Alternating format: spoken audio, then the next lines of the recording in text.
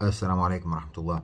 You know, it occurs to me that the video I made about brainstorming ideas for what Muslims could potentially do about the situation in India for their brothers and sisters in India, I was sort of focusing on what Muslims in the West could do. And I didn't talk about what Muslims in other parts of the world could do. For example, in Africa.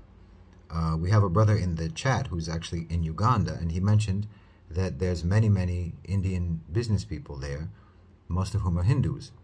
And he said, unfortunately, they're Hindus. But actually, that's better. It's better that they're Hindus in this particular case because their primary customers are going to be Ugandans, Muslims and Christians.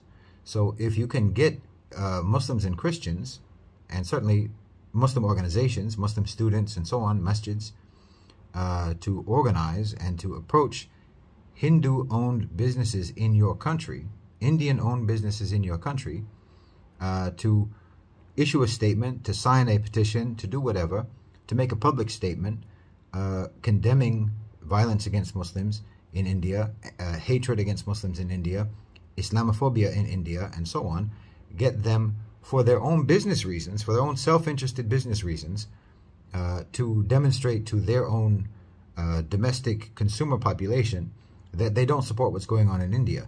That would reverberate back home in India because they are businessmen, they're business people.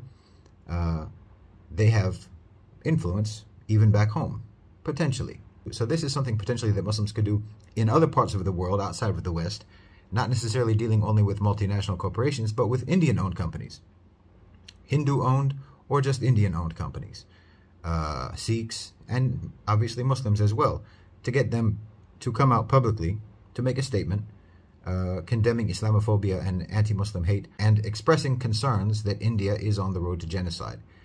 Anything that can be done to lift up this idea in the public mind that this is the direction that India is going, and that responsible people, responsible Hindus, responsible Indians do not support this.